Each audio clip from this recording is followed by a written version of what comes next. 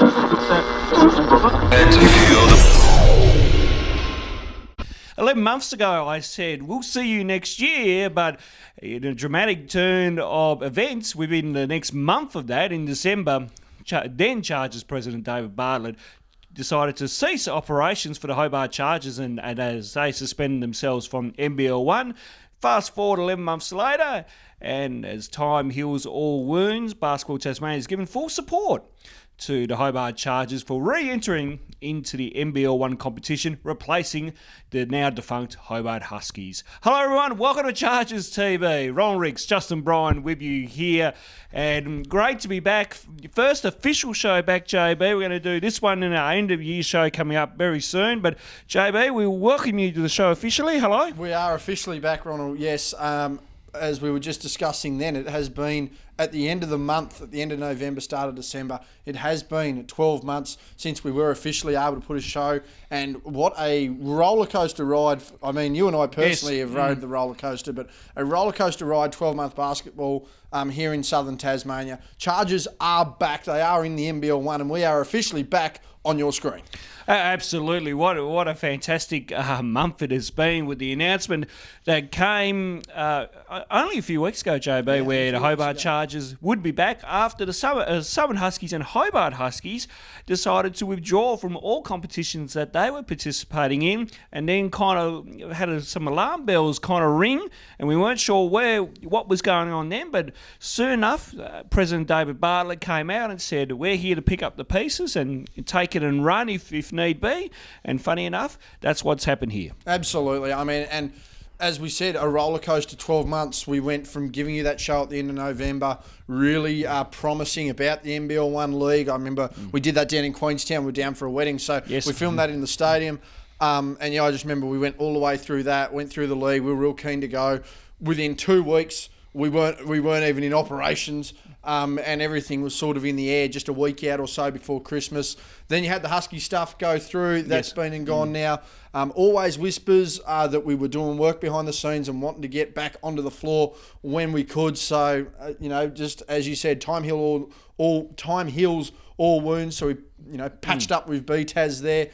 We managed to pick up the pieces from the defunct Huskies organisation now. Chargers are back. We're finally going to be back on the floor, Ronald, and there's been a lot of big announcements in the last few weeks that are certainly going to help us get there.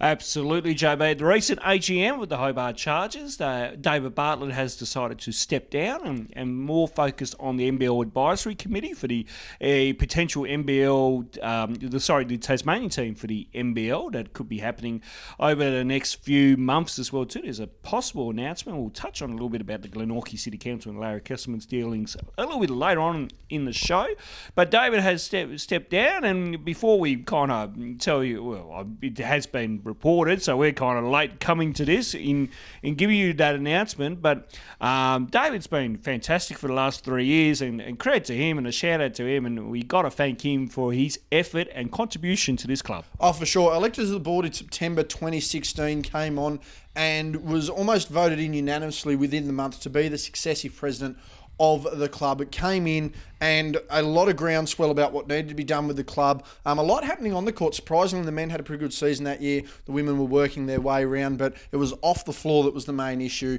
There were clear financial issues. There was a lot of concern about how viable the club was going to be. Well, 12 months later, we had two teams playing off in the playoffs there, both getting home finals nonetheless. And take another 12 months on top of that, you had a Seabull Championship men's team. You had a women's team who predominantly played a young squad all year, just missing out on playoffs as well. So you can just see the work and the groundswell and the foundation that he helped build and create. I mean, I came on board there towards in 2017, a lot of volunteers jumping on as the team moved to the entertainment centre. And I think that was a welcome move as well, being able to expand the army and get more people involved, because let's be honest, the entertainment centre is a bigger venue than what Creek Road certainly was, Ronnie. So to get more people involved, that was a lot of David's doing as well. And yeah, just all the hard work in the community that came through David as well. So what he was able to do and bring to the club as well. So to see him stand down, he leaves a really lasting legacy, a championship legacy, if you will, with the club. But it's good to see that he's going to stay on board as patron. There's no doubt about that. Absolutely. The club has asked him, or the board has asked him to stay on as club patron, and he will continue to progress the story of the Hobart Chargers, and not only that, but we, as he said to us off camera, we will still see his ugly mug on our screens at some stage. Don't worry, we didn't disagree with that side of it, But yes, no, we'll still see David around. And David's a basketball person, and again, as we're going to touch on a bit later with Larry Kesselman and the NBL, David being on that advisory boards are going to be of great benefit. You can only see the government, the business that he's brought into basketball in the 2-3 years that he's been active as Chargers president. So that's only a bold move for him, and it's an even more of a bonus move to be able to go back to David in that role as patron and seek counsel with him to get some advice and really work on things as well. So it's great to still have him about. And of course, the Hobart Chargers board have elected a new president after their AGM. They went into a general board meeting, and unanimous decision was made that Brett McKay, who is the general manager of McKay Timbers, he will now step into the role as president. Of course, Brett McKay is been a board member for about 18 months or so, JB, and he brings to the role a lot of new energy and a fresh kind of start, so to speak. For sure. And the thing about Brett too is, much like David, although he has a great business acumen and has a great history and great connection as far as business and government, he's a basketball person. Absolutely. His kids play juniors. He's always been around basketball. So to have someone that actually understands the game around the club is of more benefit. I'm not saying that some clubs don't have people around them that aren't basketball people, but if you're going to run an organisation or a sporting club in particular, you need someone who's in touch with the game, and there's no doubt about it. Brett's certainly a part of that. We've seen him at a couple of media ventures now. He's always vibrant, he's always talking. A very social person as well. But Brett's no nonsense as well. He's not one of these people that is going to just give you a couple of answers here or there and then surprise you with something else. You never never have to ask a second question because he gives you the first answer. So it's great to have Brett on board, and really can't wait to be working with him and hopefully get a few shots of him on this show as well, Ronald. Hopefully so, and he was able to kindly give us some time after his first press conference when we announced the presidency role, of course. You can see that on Chargers' YouTube page, but here now is a little bit of what Brett McKay had to say. I think bringing to the role is that we had a very good foundation laid in the last 3 years. We're now coming back onto the court, first time in NBL1 naturally, but there's a lot more work to be done in building off that foundation, and I think that's where myself and the new board can really come to our strengths. So the thoughts there from new president in Brett McKay. Now, earlier last week, JB, we finally announced coaches, and a bit of a blast from the past as we bring back two former greats of the game, and you might as well throw that one here too, JB. Well, GOAT A and GOAT B, as some have been describing them, returning championship men's coach Anthony Stewart will retain his role as the head coach of the men's squad for the Hobart Chargers. Meanwhile, in the women, our 2014 South Conference Championship coach, I thought I'd get that right eventually, former NBL champion himself, former Seabull playing champion himself, Mark Nash, has returned as a head coach of the women's squad. So, Ronnie, it's good to have them both around. And these are two guys that can not only coach a basketball side, can not only play the game themselves, but they're great for the community spirit that is the Chargers as well. Absolutely. They'll be out and about in the schools next year as part of the ongoing in-schools clinics that the Hobart Chargers do around some part of the state. And here's a little bit of what Stewie and Nashi had to say. Yeah, had a couple of interesting opportunities, but with my two boys in particular and my family, it was probably best to stay here, and in particular with such momentum being built around the new NBL team possibly coming to Tasmania, and the development of Wilkinson Point and everything, the momentum just makes sense to try and stay here and see what eventuates. Yeah, it's a really exciting time for Tasmanian basketball, and particularly in southern Tasmania. A lot of changes happening, and the NBL1 competition really took a huge step forward as far as the way the games were presented and the level of competition. I expect that to continue to growing. So for me, when this role was vacant, I had some changes going on in other parts of my basketball life, so it was really great timing over the last few days to come back on board. So the thoughts there from Stewie and Nashi, and now JB, kind of our attention turns to, well, who returns back for the Hobart Chargers? Obviously, with a year being off, and some play, of course, most of our squad played with the Huskies this year in NBL1. But who do you reckon might return and maybe will we get anyone new, I suppose? Well, I think the big question to come out of that too, Ronald, is the fact that with our agreement with BTAS here, we're in a situation where, we want to focus on developing players, and that's something that you would have heard Anthony and Mark talk about, and the goal of the club in general, I believe Brett mentioned it as well, is we want to see 10 NBL and 10 WNBL players coming out of Tasmania in the near future, and a big part of that is the Chargers. So the focus will no doubt be local. There's no doubt about that. But the bonus of that as well is that the squads that the Huskies had on the floor this year, they're coming over to the Chargers, predominantly all local teams. So it's going to be great to see that. Now, the question is, do you go right back to your glory of 2018 with the men's, and how many of those guys do you try and get back? You've got to try and reward the guys that really pushed through this year. And you've also got to risk reward the potential of players moving on and just seeing where they're going to be playing as well. So that one's going to be an interesting one. Ideally, you'd want to keep every member of the squad.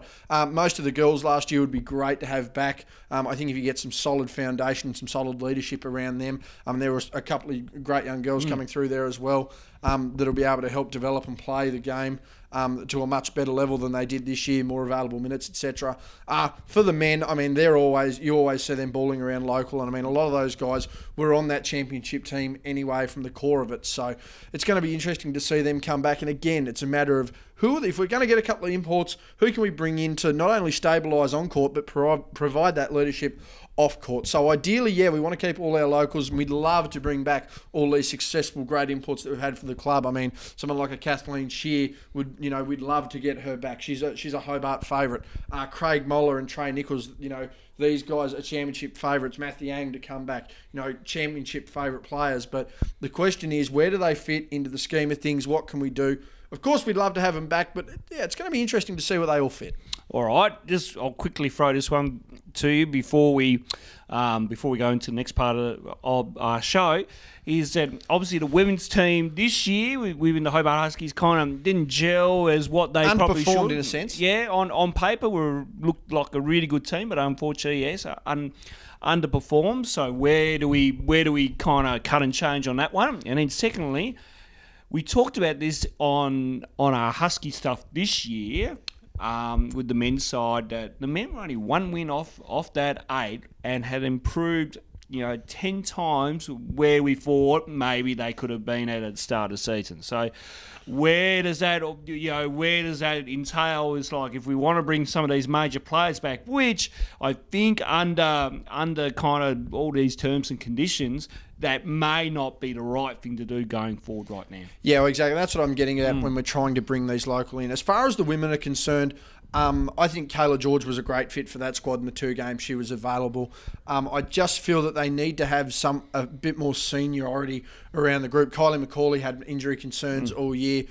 She's going to want to get fit and get back playing as well. And I think that's something that, as we mentioned in previous years, with a Kathleen Shearer who could provide that senior leadership to have played at an elite level, you sort of want to look to 1 or 2 of those sort of players to come into the squad just to balance it out, because there's no doubt we've got the talent there. Taylor Roberts, capable player. Ellie Collins, capable player. Shana Thompson, capable player. They're the 3 young leaders of that young group in the women's team that need to grow. Then you've got the likes of a Taya Stevenson, who's coming off the bench and getting minutes. You've got someone like a Pia Rhodes and Eliza Vanderkamp, who are young and they're growing into their roles. So I think the idea is to get people around them that can help gel that team. You've also got to take into consideration the fact that people like Kylie and Alex have been around the game for a long time. They're not going to be here forever. So not a plan to see you later, but a contingency plan to allow them that when they reach their time that they feel they can't contribute anymore, there's going to be that transition period where the team has grown to that level and can continue to grow. So to try and get players around there in that sort of match can be tricky. I think the club can do it. As you said there in the men's, you don't want to take away from that development. Having spoken to Maddie Young in plenty of conversations, they lost 1 game there before the break, which I think was the June break, the June long weekend break. They dropped a game there to not be at 500. They were down. They lost a game to Eltham after a double OT in Frankston just due to being tired. They had no senior players up against the Northwest Thunder. That's 3 games, and then they lose a tight game against a returning Dane Peno and the Melbourne Tigers. Yes. So, 4 easily winnable games, which turns that side from a bottom 8 team to potentially a top 4, double chance in the finals, playing a home final. So, again, you just need to get those guys that are going to be on the floor in consistent leadership. But you can utilise your size as well. I think we're one big away from taking that real next step. But I also think, to bring someone that can play the perimeter and still guide these young guys up to show what that elite level is, that'd be great as well. As I said, as much as we love to have Craig and Trey and Matt Yang and everyone come back to the fold, restrictions, really do limit us there. It's just a matter of what we can do with the young guys. But I think if we can get a capable perimeter player and a solid big, then I think that men's team has absolutely what it can be to make playoffs once again. Okay, you've heard the thoughts there from JB. Let's go into, obviously, where the Chargers may potentially play for next year. Due to the ongoing discussions of the Glenorchy City Council and LK Properties, which is Larry Kesselman's group, and, of course, owner of the NBL, there's the potential of the deck being unavailable if this deal goes ahead, and hopefully there might be an announcement in the next month or two, so stay tuned for that. So there's 2 possible venues. There is, of course, Kingborough Sports Centre, where we were this year for NBL 1, or there is the Hobart Sports and Netball Centre down at Creek Road, which was our old venue before we moved to the deck as well too. So the board have a decision to make, I believe, now from our discussions with President Brett McKay, but they've gone to both venues. Both venues have come back to the board. Now the board need to make a decision on where they might potentially go. If you had a preference, JB, where would you like to play? I'm 400 metres down the road from Creek Road. I'd absolutely love it. Wouldn't need to jump in the highway and float down the southern outlet. But at the same time, Kingborough is almost some sort of spiritual home of basketball in the south of the state. So, again, apples and oranges in a sense, but the Chargers' old home venue is Creek Road. So do you go back to the spiritual home of the Chargers in a sense, or do you go to the spiritual home in a sense of what Southern Tasmanian basketball is at the Sports Centre? Again, personal preference to me, I'd love to just walk 400 metres to Creek Road, flash the pass on the way through the door, jump in the commentary box and have a hell of a time. But at the same time, the atmosphere that comes with Kingborough and, from a selfish standpoint, our ability to sit on one side, up on top of the wall there, call the game, and have people getting entertainment out of us calling the game, knowing that when they go back and look at it, they're seeing us rock around the chairs and throw microphones everywhere and really get up and about with it. So, and that's ideal in the sense too that we're centre court with the way we call the games. We're up high, we've got the advantage, we're right over the top of everything. But at the same time, you've got to do what's logistically right for the club. Yep. We're hearing some whispers, we can't really go into too much, that there's going to be a slight change in the way the broadcast could go this year too, just through the league. So again, we've got to work in conjunction with the league as well. Absolutely. What's going to be best for them to broadcast the game. So it's going to be interesting. I wouldn't mind just taking a 5-minute walk down to Creek Road, but at the same time, I'm quite happy going to Kingborough as well. Happy either way, but I'd probably just like to test out Creek Road, I think. Okay, just very quickly from me, obviously having been one I've refed at Creek Road back in my time as a Siebel referee, so the atmosphere that crowd makes at Creek Road. South Conference, if I'm not, were you reffing a particular finals conference game there, Ronald, if I'm not mistaken? No. If I am mistaken then. No, you are mistaken. If I had to quickly say, if you ask me what most memorable game. What memorable game was 2014, Hobart taking on Dandenong in the regular season at Creek Road. That game went into overtime, and the crowd was going absolutely ballistic for a women's game. That year they did have Kayla George, Kathleen Shearer. That was a dominant team that Mark Nash had that year, and of course they went on to win the Southern Conference in 2014. But refereeing that game and it's a very closed environment, and there's a lot of noise, and I love that about Creek Road. And especially when back when Stewie and Nashi were playing in the Chargers back in the mid-2000s, that crowd would go off in tight games if Stewie or Nashi hit a 3, and you couldn't hear yourself think.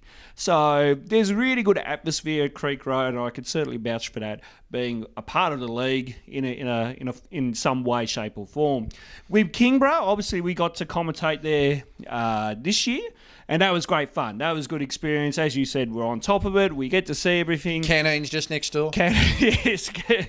And people see our reactions from our calls, which is really cool. And to get some good feedback on it is always nice. And yes, headphones could be flying off at anywhere, anytime.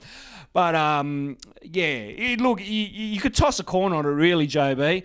But again, it comes down to what logistically is right for the board and the club, and then where we can do, and broadcast wise as well too. All games now on NBL One are live stream, as people will definitely know that, and we look forward to the live streams next year as well too. And hopefully we can announce some details soon on what's going on with the live streams and what we might be doing in that part of it. So stay tuned for that. We are in discussions as we put this show to air. So, flip a coin. We'll see what happens. The board will make an announcement in the next week or so. To be safe, both bring a unique atmosphere to the Correct. game. Absolutely. I haven't seen Kingborough fully packed. I would love to see that one day in some way, shape or form in any type of game and get to experience that myself. But I think for me, Creek Road just has a slight advantage. But I like Kingborough because of the broadcast position that we get. Yeah, for sure. And as I said, just down the road, so I'm quite happy with that too. All right, let's move along to sponsors. Obviously, the club is going to be out and about. The board members will be out and about to local businesses, corporate business around here in Hobart. JB, how important is it for sponsors to come back to what is a great club here at the Hobart Chargers? Well, without sponsors, you don't have a club. It's as plain as simple. As outgoing president or former, I can now say it. You can. Former president Yes. David Bartlett. I say it with such pleasure. Joking, by the way. Yeah, but thank I mean, David said it in his final interview once the club had been formally announced as back, that Mackay Timber obviously back on board, Yes. Halls Water Waste back on board, something that Brett Mackay himself mentioned. They want to go back to former sponsors of the club, who were there during the tough times, who were there when we were still there, and go back to them, because you've not only are sponsors loyal to you, but you've got to be loyal to the sponsors Absolutely. as well. So we're hoping to see a lot of familiar faces back on board with the club heading into 2020, but as well, we'd love to see some new faces around the club as well. I'm not saying the more the merrier, but you're more likely to have a healthy, stable club when you have more viable resources, more people that are willing to help you out, so to speak. So yep, certainly from a sponsorship standpoint, it'd be great to get them back on board. Probably expecting a few announcements there within the next few weeks. I mean, we're expecting announcements through now till Christmas, absolutely. and then from Christmas through to the start of the season. But certainly in the next few weeks, be keeping your eye out. No doubt there will be some sponsorship, and some sponsors named. But yeah, most importantly, Ronald, they are invaluable contributors to the club. And just quickly, I mean, especially when we won the championship 2018, to actually go around and thank the sponsors and just see, absolutely. See the look on their face about how happy they were, and for them to share in that moment, again, just another valuable thing to give back to them for their contributions to the club. It was absolutely fantastic when we did that championship banner type of tour around sponsors. One of the highlights. Tour de Banner. Yeah, Tour de Banner. Tour yes. de Banner. Yeah, Tour de Banner. I like it.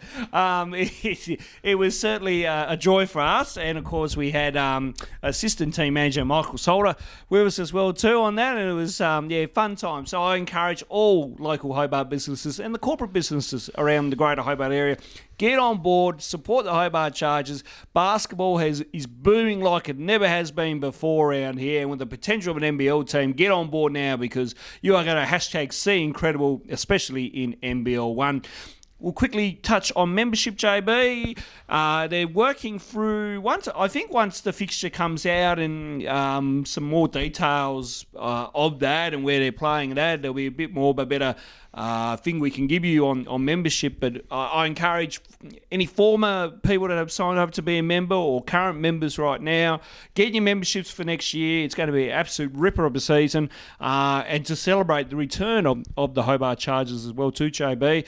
Memberships are crucial to this club as well. Absolutely. Again, as much as we value the sponsored dollar, we value the dollar and the input. It must be, most importantly, we value the input of our members, because again, the members are the ones that truly have the say in the club. again, the AGM, just another example. You got your membership, turn up to the AGM, have your say, have your vote, and have your voice heard. But I mean, for a game night experience as a member, I mean, you know, you've only got to look at all sporting clubs. You know, there's always just that slight edge to being a member. So I mean, we can't stress it enough. Get on board with the club. It's back. It's bigger and better than ever. There's a lot of things happening in basketball, not only in Tasmania, not only in the south of the state, but the game itself nationally is growing. You want to ride this wave, and you seriously want to get on board with the Hobart Chargers for 2020. It's going to be a roller coaster ride, Ronnie, and again, we just can't stress it enough. Get your memberships. Absolutely, and further details will come from the club over the coming months. Okay, well, this is a huge show. This is like our end of the year show part one, by the sounds of it. Somewhat, yes. We'll quickly work on the NBL side of things, and of course that potential Tasmanian team that could be in the NBL within the next couple of years is gaining some momentum. Larry Kesselman has been down in the state over the last couple of months and has been talking with local government and also state government as well too. In a recent interview I did with Larry Kesselman for BTAS TV, Larry has said within the next couple of months, so we talked to him in September when he said next couple of months, a lot of things are speeding up process-wise. Absolutely. There could be an announcement by just before Christmas, I'd imagine.